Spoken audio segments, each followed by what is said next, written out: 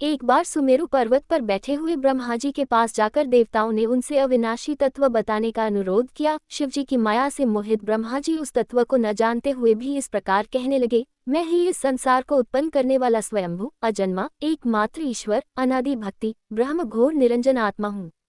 मैं ही प्रवृत्ति और निवृत्ति का मूलाधार, सर्वलीन पूर्ण ब्रह्म हूँ। ब्रह्मा जी ऐसा कि पर मुनि मंडली में विद्यमान विष्णु जी ने उन्हें समझाते हुए कहा कि मेरी आज्ञा से तो तुम सृष्टि के रचयिता बने हो, मेरा अनादर करके तुम अपने प्रभुत्व की बात कैसे कर रहे हो। इस प्रकार ब्रह्मा और विष्णु अपना अपना प्रभुत्व स्थापित करने लगे और अपने पक्ष के समर्थन में शास्त्र वाक्य उद्धृत करने लगे। अंततः वेदों से पूछने का निर्णय हुआ तो स्वरूप धारण करके आए चारों वेदों ने क्रमशः अपना मत 6 इस प्रकार प्रकट किया। ऋग्वेद जिसके भीतर समस्त भूत निहित है तथा जिससे सब कुछ प्रवत होता है और जिसे परमात्मा कहा जाता है, वह एक रुद्र रूपी है। यजुर्वेद जिसके द्वारा हम वेद भी प्रमाणित होते हैं तथा जो ईश्वर के संपूर्ण यज्ञों तथा योगों से भजन किया जाता है, सबका दृष्टा वह एक शिव ही है।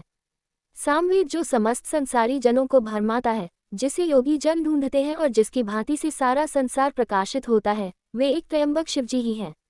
अथर्ववेद जिसकी भक्ति से साक्षात्कार होता है और जो सब या सुख दुख अतीत अनादि ब्रह्म हैं, वे केवल एक शंकर जी ही हैं। विष्णु ने वेदों के इस कथन को प्रताप बताते हुए नित्य शिवा से रमण करने वाले दिगंबर पीतवर्ण धूलि दूसरित प्रेमनाथ कुवेटाधारी सर्वावेष्टित वृपनवाही निःसंग शिवजी को पर ब्रह्म मानने से इनकार कर दिया। ब्रह्मा विष्णु विवाद को सुनकर ओंकार ने शिवजी की ज्योति नित्य और सनातन पर ब्रह्म बताया, परंतु फिर भी शिव माया से मोहित ब्रह्मा विष्णु की बुद्धि नहीं बदली।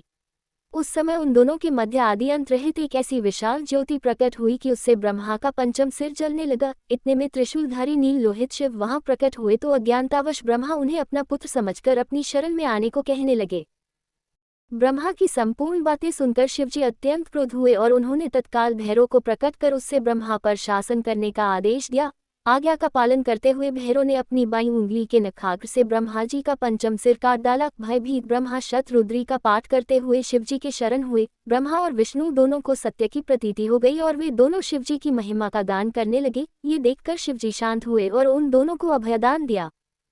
इसके उपरांत शिवजी ने उसके भीषण होने के कारण भैरव और काल को भी भयभीत करने वाला होने के कारण काल भैरव तथा भक्तों के पापों को तत्काल नष्ट करने वाला होने के कारण पाप भक्षक नाम देकर उसे काशीपुरी का अधिपति बना दिया। फिर कहा कि भैरव तुम इन ब्रह्मा विष्णु को मानते हुए ब्रह्मा के कपाल को धारण करके इसी के आश्रय से भिक्षावृत्ति करते हुए वाराणसी में चले जाओ, वहां उस नगरी के प्रभाव से तुम ब्रह्म हत्या के पाप से मुक्त हो जाओगे।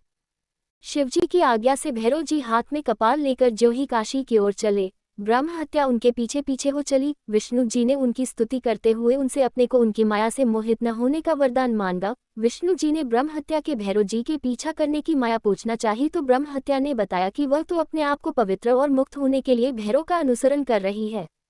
भैरव जी ज्यों ही काशी पहुंचे त्यों ही उनके हाथ से चिमटा और कपाल छूटकर पृथ्वी पर गिर गया और तब से उस स्थान का नाम कपालमोचन तीर्थ पड़ गया। इस तीर्थ में जाकर सविधि पिंडदान और देव पितृ तर्पण करने से मनुष्य ब्रह्म हत्या के पाप से निवृत्त हो जाता है।